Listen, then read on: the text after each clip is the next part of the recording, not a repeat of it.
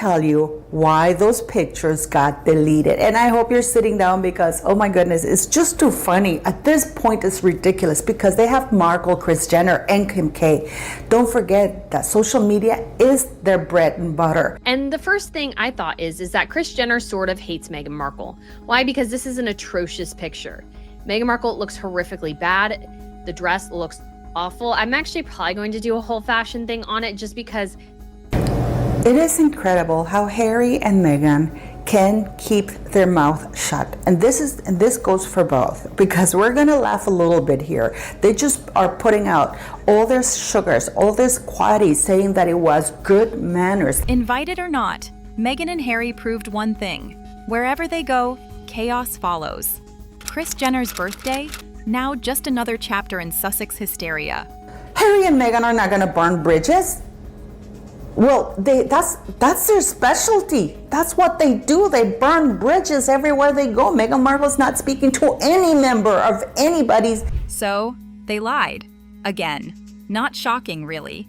Harry and Meghan have made a career out of bending reality to suit their narrative, but the sheer audacity here?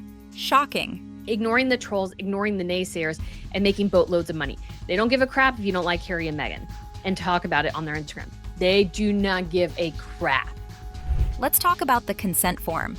The Sussex camp has leaned on this like a life buoy, claiming they ticked some invisible box saying they didn't want photos shared. Except, it never existed.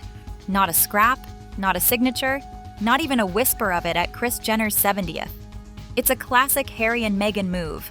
Fabricate a minor detail to make yourself look virtuous while spinning everyone else as the villain. Anybody's or any side of the family other than Doria. Well.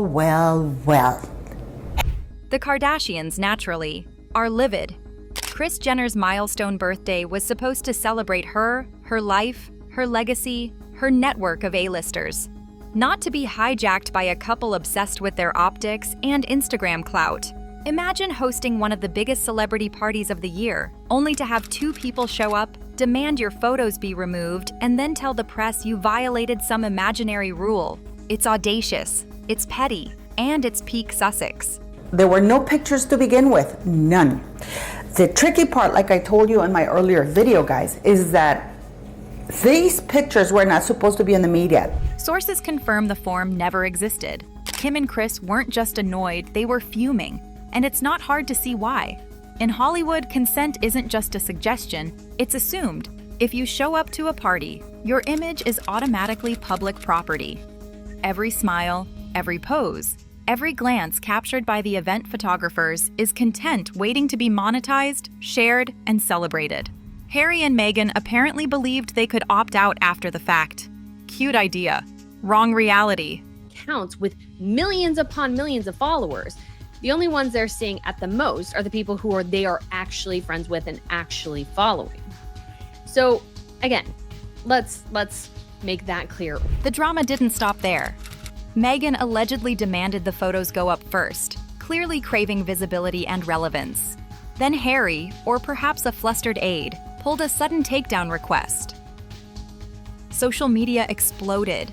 Gossip columns devoured the story. A simple birthday party transformed into a full-blown scandal. And through it all, the Sussexes positioned themselves as the aggrieved party, as if the Kardashians were the ones violating their privacy. A magazine for her to put it out first, and she's gonna get money from it. But if you notice something, the paps showed up when Meghan Markle showed up at the party, not before. Here's the irony. Meghan's obsession with managing her image and narrative, arriving camera-ready, hand-in-hand with Harry, every smile perfectly curated was the very thing that created the backlash. By demanding control, by fabricating the consent form, by micromanaging every photo, she turned a moment of potential grace and glamour into a spectacle of pettiness. And Meghan Markle when they went to baby. Yet, suddenly the paps are there when Meghan, and of course they captured Mariah Carey, who came after Meghan Markle, so they captured everybody who went after Meghan. And let's be honest, the message is clear. Harry and Meghan might try to play the victims, but in the world of Hollywood celebrity, that's a losing game. The Kardashians aren't royalty. They don't sit quietly while someone rewrites the rules mid-party. They defend their turf.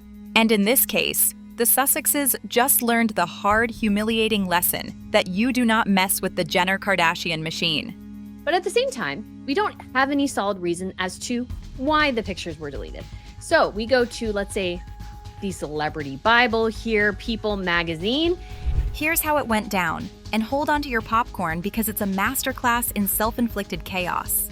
Meghan allegedly demanded the photos go up first. Why? Visibility, relevance, control.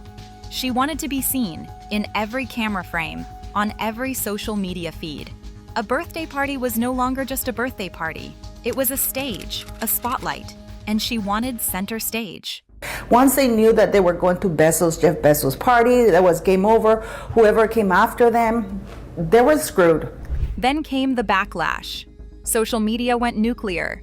Memes, scathing tweets, gossip columns running wild.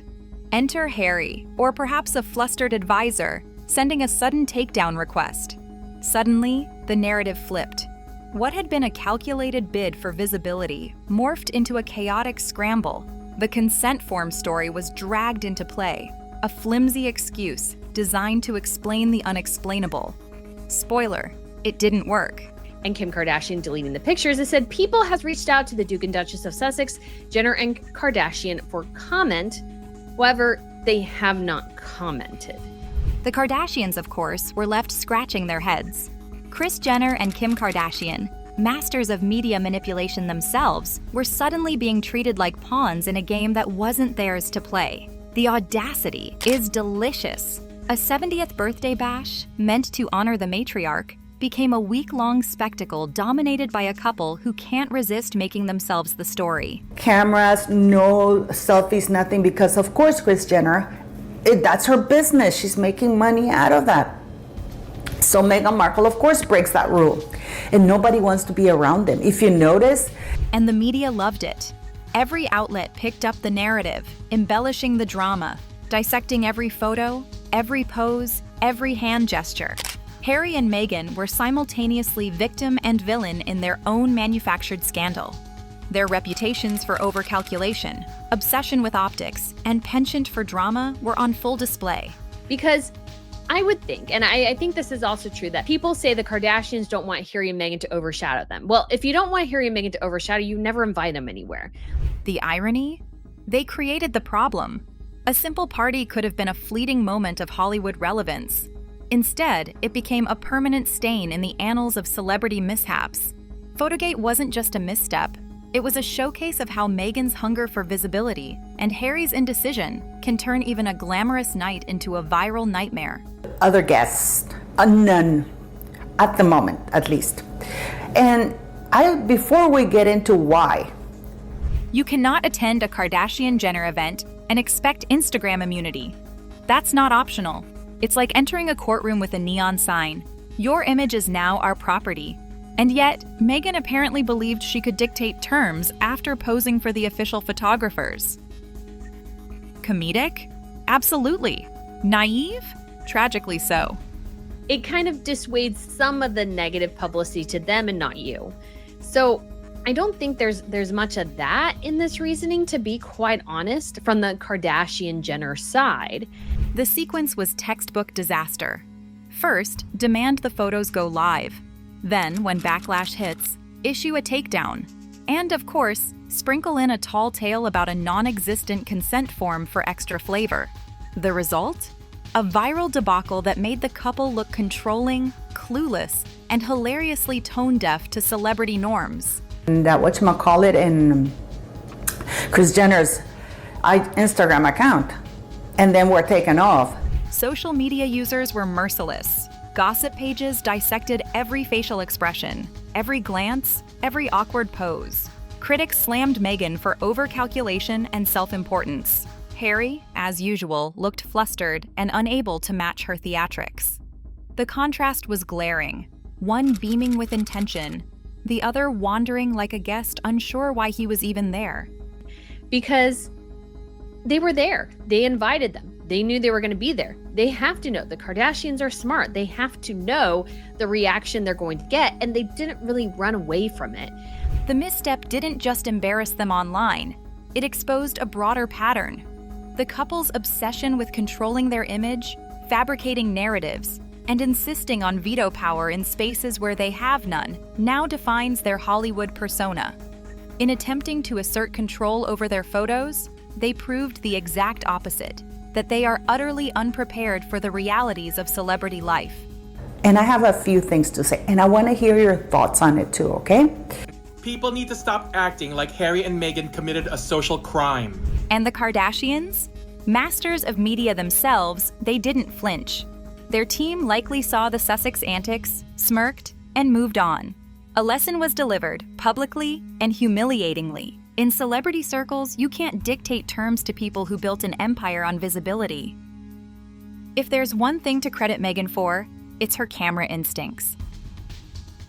Every smile, every handheld entrance, every carefully choreographed pose screamed, "Look at me!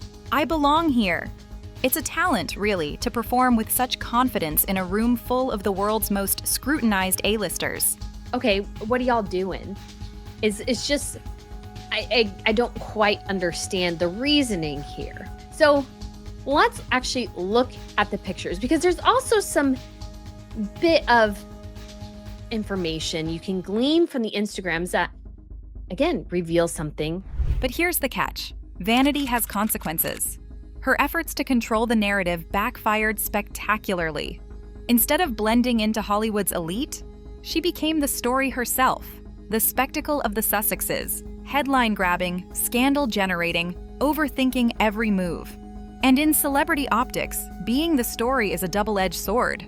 It rarely ends well. They didn't crash the event, they were invited. And when you're invited, you go. That's basic manners. Let's also not pretend this was just another Hollywood birthday party. The irony is cruel. Meghan's calculated presence, designed to elevate her image, instead magnified every flaw in execution. Harry looking lost, Meghan overreaching, both attempting to micromanage the uncontrollable world of paparazzi and Instagram feeds. It's a vivid illustration of why Hollywood insiders whisper about the Sussexes with a mix of awe and exasperation. Rather fascinating. So, the first picture I saw, and this was on Kris Jenner's Instagram account here, and the first thing I thought is that Kris Jenner sort of hates Meghan Markle. And while Meghan's vanity shone brightly, it also highlighted her insecurities. She needed to be seen, to assert relevance, to dominate attention. But in doing so, she drew the very scrutiny she hoped to avoid. Her plan to control visibility, photos up, photos down, consent forms invented, only cemented the narrative. Overcalculation, obsession with optics, and an unfortunate knack for making herself the center of controversy. Harry and Meghan standing alongside Oprah Winfrey, Beyonce and Jay-Z, Mariah Carey, Jeff Bezos, Bill Gates. The lesson? In celebrity spaces where cameras reign supreme, visibility is inevitable. Trying to manipulate it is a recipe for disaster. Meghan's vanity, once her superpower, turned into a trap. And Harry? He's just along for the ride, caught between being supportive and being the comic relief in a media circus designed by his wife. The result? A debacle the tabloids will savor for weeks, if not months. The dress looks awful. I'm actually probably going to do a whole fashion thing on it, just because it astounds me how ugly this dress is, how unflattering it is, how it looks like she weighs 150 pounds when she probably weighs 110 pounds. Meanwhile, Harry looked like a man trapped in someone else's fantasy. Confused, slightly inebriated, and visibly out of his depth, he wandered through what was supposed to be a casual celebrity soiree. His posture, expressions, and wandering eyes told a story Meghan's rehearsed smile could never mask. He was along for the ride, utterly unprepared for the social battlefield his wife thrives in. That's not a party. That's a networking summit. A convergence of media, money, music. The contrast between Meghan's calculated poise and Harry's distress could not have been more glaring. She was camera-ready, composed, beaming. He looked like a guest who accidentally stumbled into a Hollywood gala, unsure why the cameras were all pointed at him. Every photo emphasized this dissonance. One strategist, one bewildered participant, one controlling the optics, the other reacting to them. When you have all the money in the world, this is from Balenciaga. Why do you choose dress that adds 30 pounds to you. She looks very thick here. It comes down to body composition. This is not body shaming. It's just What makes it worse is that Harry didn't just endure a party. He got dragged into a public feud over deleted Instagram photos. A birthday bash meant to celebrate Kris Jenner became, for him, a lesson in social media warfare. He fumbled, Meghan dominated, and the press had a field day dissecting every grimace and awkward gesture. Global influence, all under one roof. You don't miss a party like that. And I'll be honest, I'm not the biggest fan of the Kardashians. The optics weren't just bad, they were viral fodder. Harry's discomfort, paired with Meghan's overcalculation, painted a couple out of sync. One chasing relevance with manic precision, the other struggling to match the pace. And for a man who grew up with the entire world scrutinizing his every move, this was a nightmare amplified 100-fold by Hollywood cameras and Instagram feeds. body. This is a body dressing issue, not really an issue of her body, but she doesn't know how to dress it. And so she chooses outfits like this one that cut her off in the worst way. It's almost poetic. Harry, once a prince of the realm, reduced to a supporting character in his wife's quest for visibility. And the world noticed. The narrative practically wrote itself. Meghan controls, Harry endures, and the fallout is instant, unrelenting, and merciless. A power move. You show up, you connect, you build bridges, you don't burn them, you stay visible. The worst part of this scandal for Meghan and Harry isn't just the photos themselves, it's the seismic fallout. In Hollywood, reputation is the currency of entry, the invisible passcode that decides who's in and who's politely sidelined. And the Sussexes' latest stunt sent a very clear message to the industry. Invite them, and you invite chaos. Drama is now officially attached to the Sussex name, and in a world obsessed with optics, that's toxic. Expanded. It's not about liking everyone in the room. It's about recognizing the value of the room itself. Now, if we're talking about etiquette, let's bring in the authority on the subject. John Bridges' How to Be a Gentleman. Multiple insiders whispered to outlets that this fiasco confirmed why Meghan hasn't been seen at major Hollywood events recently. This wasn't just a one-off slip, it was a pattern crystallized in high definition. The Kardashians, arguably the most influential family in celebrity culture, had raised an eyebrow, and Hollywood doesn't miss cues like that. When a Kardashian frowns, the ecosystem listens, analyzes, and recalibrates. And in this case, every frown was a neon warning. Avoid Sussex overreach at all costs. Act of generosity and kindness. He accepts or declines it as promptly and as graciously as possible. A gentleman never waits for something better to turn up. Even Bezos, Sanchez, and other A-listers reportedly dodged a bullet. They hadn't invited the Sussexes to their private weddings or celebrations, and in retrospect, that might have been sheer instinct. Others, watching the Jenner fiasco unravel in real time, will likely tighten the perimeter around their events. Publicists are quietly advising clients, don't risk the Sussex presence. One drama incident, one Instagram spat, and your carefully curated event is front-page gossip before it's even over. Status symbols. You don't decline because you think you're above it. You show respect to your host. You show gratitude for being invited. That's what refinement looks like. And yes, I own the book. Nobody in Hollywood wants a meltdown. Nobody wants a retroactive consent battle over photos. Nobody wants a guest rewriting the narrative of an entire event just because ego and paranoia collided. Yet that is exactly what happened. Meghan finally regained a foothold in the inner circle, and she managed to set the room ablaze, not figuratively, but with every camera, every tweet, every gossip column chronicling the chaos. It actually goes right there. So when Harry and Meghan accepted Kris Jenner's invitation, they weren't seeking attention. They were practicing proper decorum. Networks, collaborations, and future invitations now come with asterisk-sized warnings. The Sussexes have been branded high risk for anyone hoping to host a smooth event.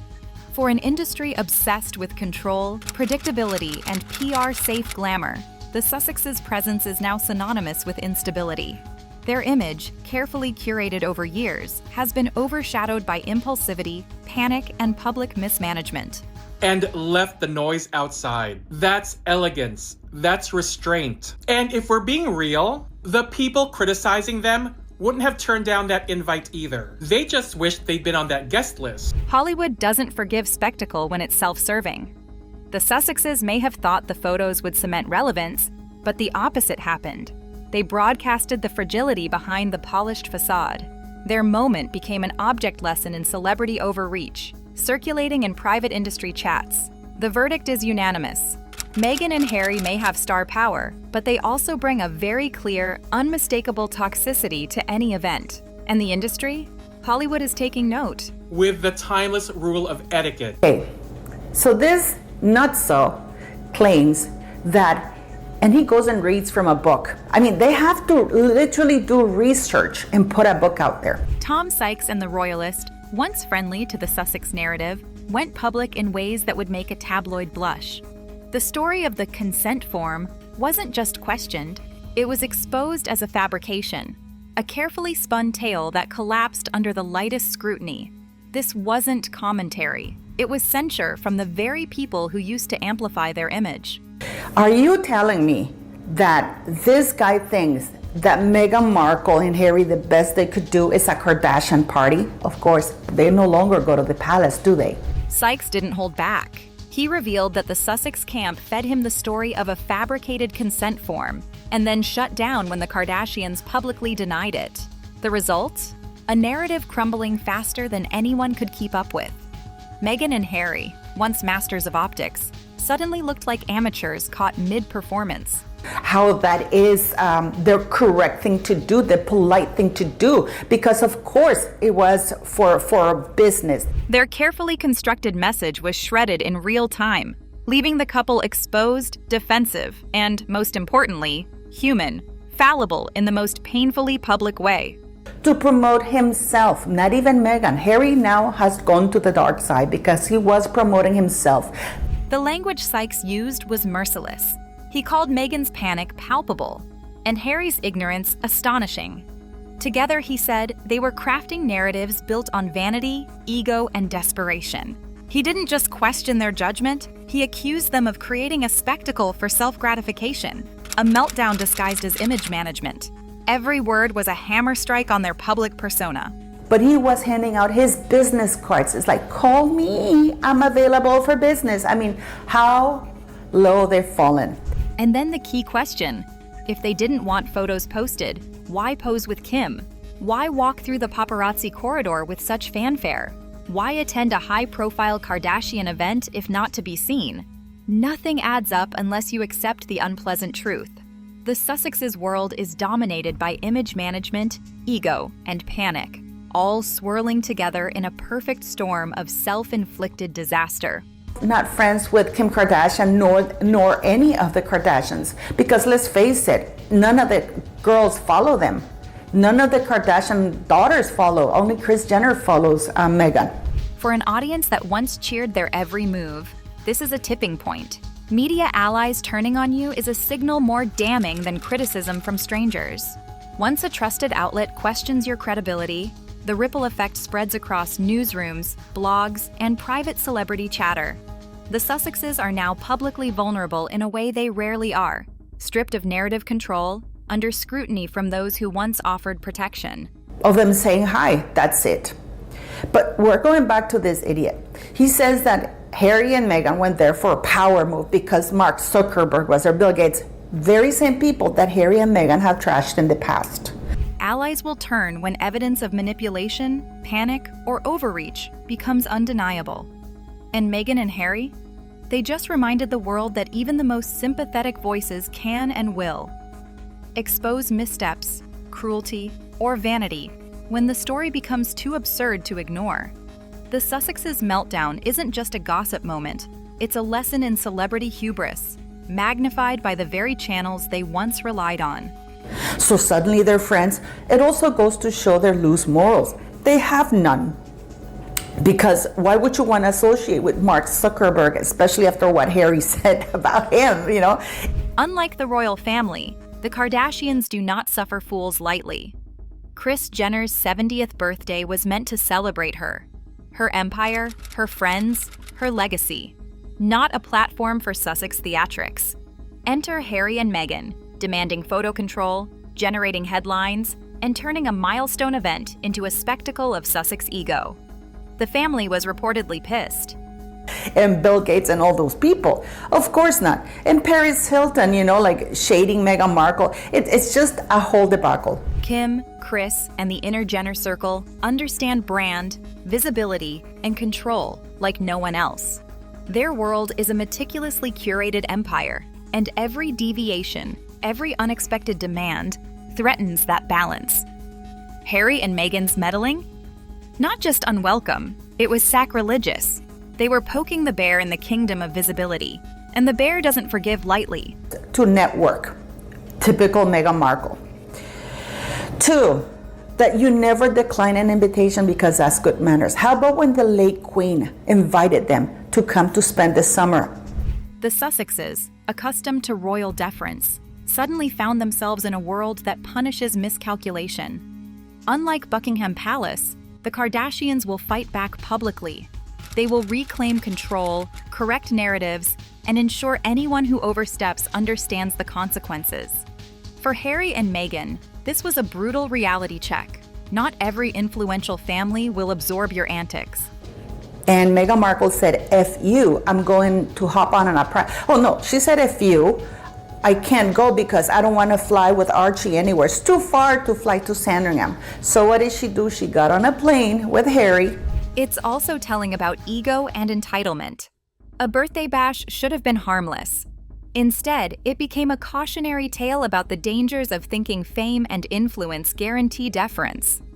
The Kardashians don't play nice, they dominate. And the Sussexes, through overreach, proved just how unprepared they are for that level of scrutiny and backlash. And they hopped onto Ibiza. So Sandringham was too far, but Ibiza was okay. Again. Once the photos were posted, the media frenzy began.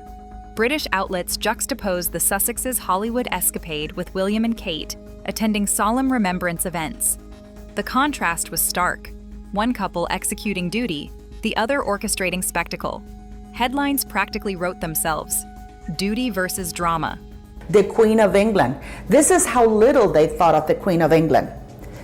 Do you see where I'm going with this? Because if Harry and Meghan couldn't miss that Kris Jenner's birthday party because it's so powerful, it's networking, blah, blah, blah. Every photo became evidence.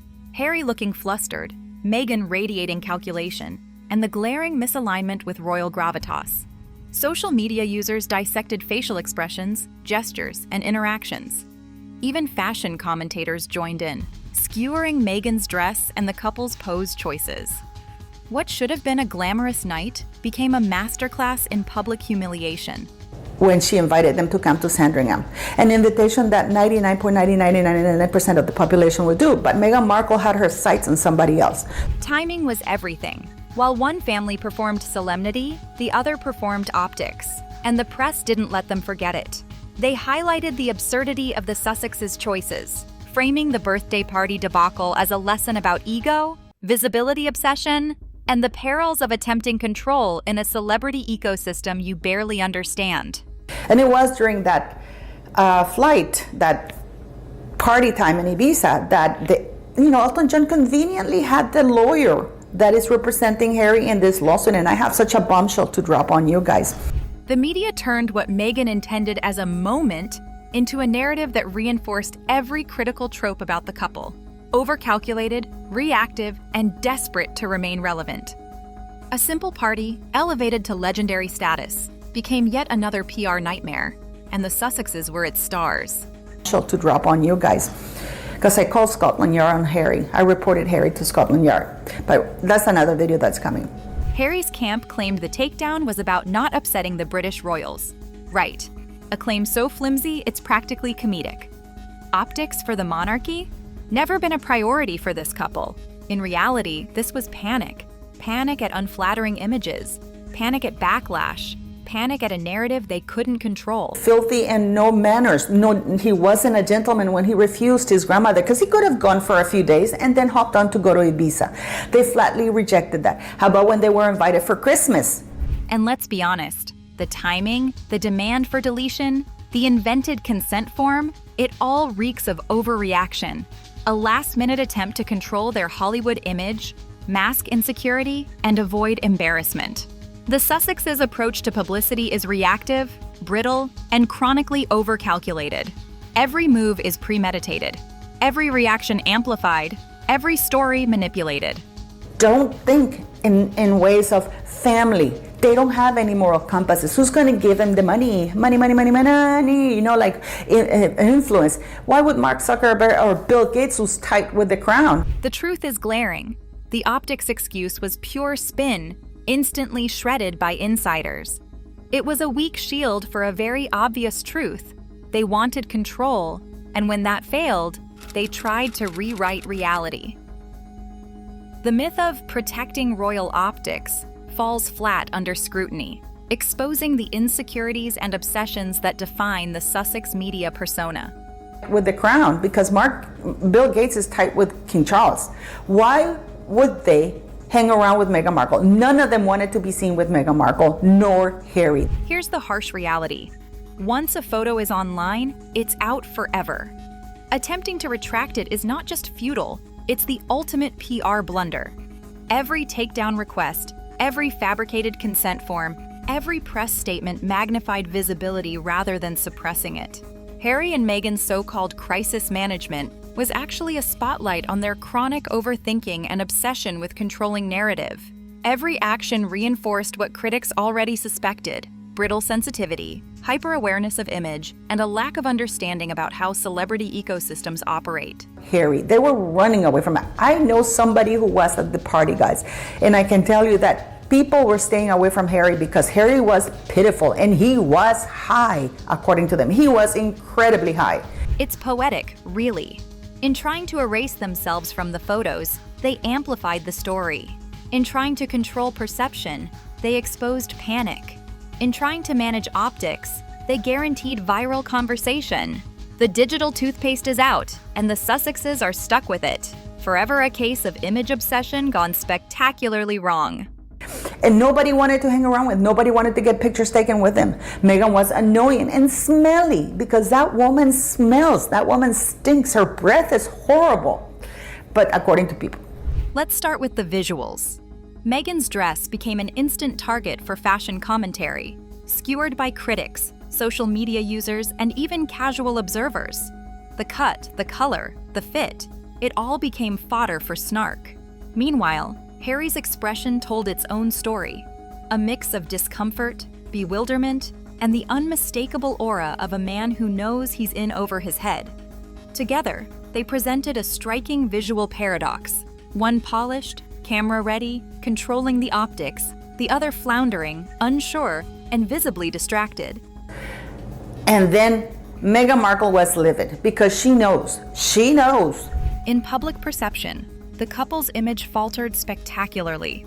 Meghan's meticulously choreographed entrance, her handheld flourish, her radiant smile, meant to assert dominance and Hollywood relevance, clashed painfully with Harry's disarray. It was like watching a well-rehearsed Broadway star paired with a hapless understudy. Vanity collided with reality, and reality, as always, has a way of winning. Move ahead. I have to connect with people. I have to be seen. That's why she went back to social media in 2022. She was never really off social media. She had ghost accounts, but she went officially back in 2022. What's brutal about this fashion fiasco is the underlying message. Appearances alone are insufficient. Hollywood doesn't just reward polished looks, it rewards control, timing, and alignment with context. The Sussexes had none of that. Their optics failed not because of clothing choices alone, but because behavior, execution, and public perception were all misaligned.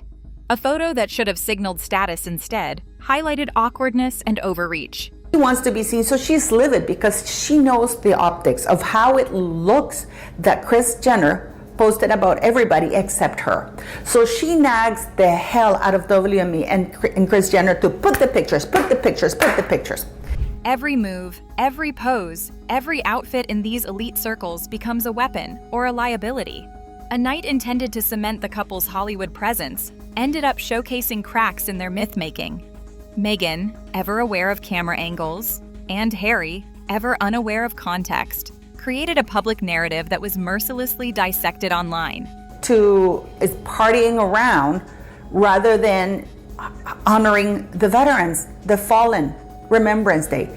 Harry gets angry because, of course, the backlash was swift. In essence, the fashion fiasco wasn't just about style. It was emblematic of the couple's deeper struggles with optics, control, and the high-stakes world of celebrity visibility.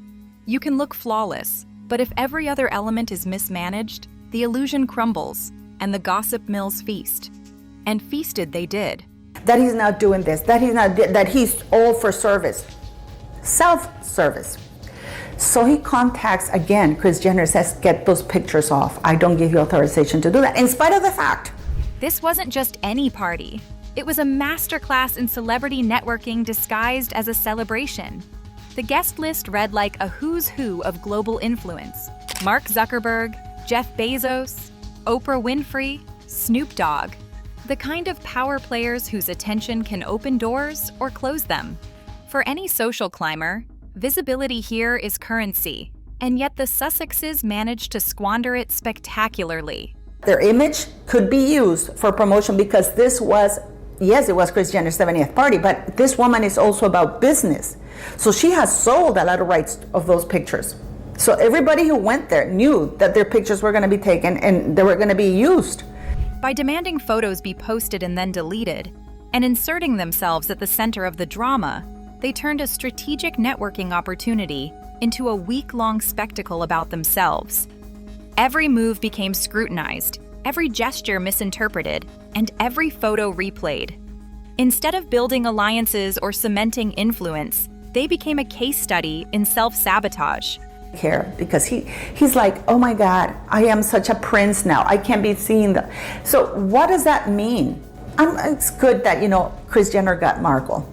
I really think that it's good that Kris Jenner got Markled because basically they screwed around with her brand. They're screwed around. The irony is brutal. Meghan, with her experience performing for the camera, should have understood the stakes. In a room of global elites, every interaction is a message. Harry, meanwhile, appeared adrift, contributing nothing to narrative control. Together, they broadcasted overreach, insecurity, and a chronic obsession with image rather than substance. On Instagram, it shows you how worlds apart Harry and Meghan are, where Meghan's head is at and where Harry's head is at. Because Harry's still kind of like thinking he's going to go back to the UK and they're going to take him back. In short, the party's potential benefits were obliterated by their own antics. Manipulating image release, demanding deletions, fabricating consent, it all backfired. What could have been subtle dominance and elite networking became a spectacle of ego and panic. Long-term consequences are inevitable. Hollywood players remember these missteps. In a world where reputation is everything, drama is liability. Burnt every bridge. She burnt it with Spotify, with Netflix. She's burnt it because now she's doing that cameo on Amazon, which most likely will get canceled. Each step, each word, each photo is calculated currency. Mismanaging it risks marginalization. Harry and Meghan didn't just miscalculate, they detonated their own opportunity, proving yet again that controlling optics often backfires when vanity and insecurity drive decisions. Nobody talks to this woman. This is their specialty, burning bridges. So this sick man is saying that, oh, Meghan Markle and Harry are not going to burn bridges. Even the couple's media allies are shaking their heads. Tom Sykes, once sympathetic, and other insiders now publicly call out the Sussex camp for fabricating consent forms. On the surface, it's a trivial social media flap, but in PR terms, it's a disaster. Credibility is currency, and once a figure lies about minor details, public trust erodes rapidly. So they don't care about the family. They burnt the bridges with everybody in the royal family, which is, if you really think about it, is the most influential royal family in the world. And yet they burnt that bridge badly. The Sussexes' insistence on spinning a consent form story exposes chronic overcalculation. Rather than quietly addressing the photo takedown, they fabricated a narrative that was easily debunked. The result? A credibility collapse. Allies are forced to choose between defending manipulation or acknowledging missteps. And in celebrity ecosystems, public questioning of truthfulness spreads like wildfire. So pick a lane, honey, because this guy's little speech just fell apart. Harry seems to be ill-mannered or have no manners or no gentleman, and neither does Meghan, because they refused the Queen's invitation to visit them. This is more than embarrassment. It's a structural flaw in their public strategy. Harry and Meghan's obsession with optics, controlling every image, every narrative, every detail, shows an inflexible, brittle approach to media. It signals panic over preparation, reaction over anticipation, and ego over discretion. Every misstep amplifies the perception that they exist in a self-reinforcing bubble where drama is preferable to authenticity. Which I find to be rather interesting. But again, two things point out here. Number one, they're obviously posing for a much better picture by somebody else. Moreover, the consent form lie highlights an ongoing pattern, minor manipulations of truth to manage public perception. History repeats itself. Claims about pre-wedding ceremonies, interviews about family betrayals, all showing the same hallmark. Willing distortion of reality to preserve control. The Instagram flap is simply the latest and most visually glaring example. Which he's finally recognizing he has and just doesn't seem to want to do anything about. And then Meghan looking just awful. So I'm like, okay, I feel like this is very some subtle. PR collapse isn't just about optics, it's about long-term reputation. In this instance, the Sussexes reinforced the very criticisms they've spent years denying. Image-obsessed, reactive, and untrustworthy. The lesson? In the celebrity world, dishonesty over small details is magnified exponentially. Of her birthday. And here's the next one. So I found this one to be really weird. Harry oddly dancing. Meghan, of course, has to touch everybody because she's a stage 4 clinger. So she's got to cling to everyone. It's not really a flattering picture. Long-term consequences are unavoidable. Invitations to A-list events are earned, not demanded. Hosts remember who brings drama and who respects boundaries. Harry and Meghan's insistence on controlling photographs could make future hosts wary. Hollywood's elite, who prize discretion and decorum, take note of misbehavior, especially when it overshadows milestone celebrations. And maybe trying a bit too hard.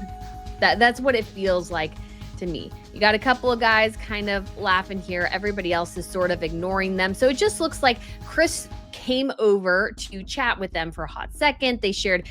Meghan's prior absences at Hollywood events may now solidify into permanent exclusions. Party planners, celebrities, and publicists will recall the Jenner fiasco as a warning. This is how drama seekers behave when given opportunity. Creating spectacle, rather than leveraging networks, erodes trust, reputational capital, and potential influence. You chat with them for a hot second. They shared 2 seconds of dancing, and then Kris went off with her real friends. So that's what this definitely feels like to me. Reputation is everything. Kris Jenner's 70th was meant to celebrate legacy, not act as a stage for Sussex self-promotion.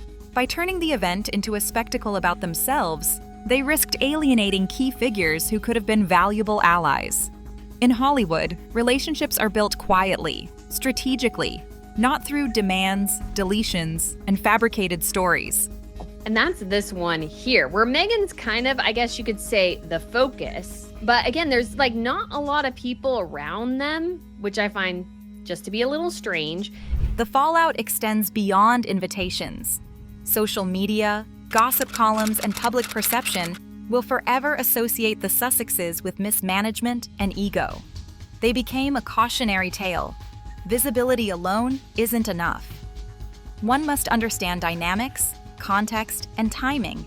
Miss any of those, and the consequences are as permanent as an Instagram screenshot. Which makes sense because, again, they're not really part of this community, but it's a good networking opportunity. And Harry is over there talking to other people. And again, I find this all a little awkward. At its core, this saga is a brutal lesson in reality versus illusion. Harry and Meghan live in a world obsessed with image, yet they cannot control perception or the consequences of their vanity. Once again, Their manipulative storytelling and obsession with optics backfired spectacularly. Every attempt at control magnified scrutiny instead of reducing it.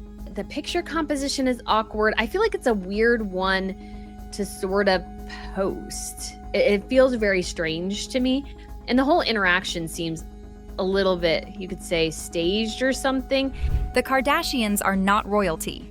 They will not ignore petty claims, fabricated consent forms, or demands for photo deletions. In trying to erase themselves from the narrative, the Sussexes amplified it. Vanity met reality, and reality won decisively. They're not really that connected. So they tend to stick together. And yes, married couples do, I get that. But if you really know people, you don't really have to fake. Hollywood is a game with unspoken rules. One misstep, one ego-driven demand, one fabrication, and your reputation can be compromised. Harry and Meghan's photo fiasco illustrates this perfectly. A small attempt to control optics turned into a week-long global spectacle of embarrassment. I found the whole picture earlier, but we're just going to go with this little bit of screenshot of them behind. They are again together because again, my theory is that they don't really have any close connections to really anybody there, so they tend to stick to each other. The Sussexes learned this the hard way, and the world watched with relish. For anyone hoping to navigate Hollywood or any high-stakes social arena, this is the ultimate warning. Ignore the rules, and you will be publicly shredded.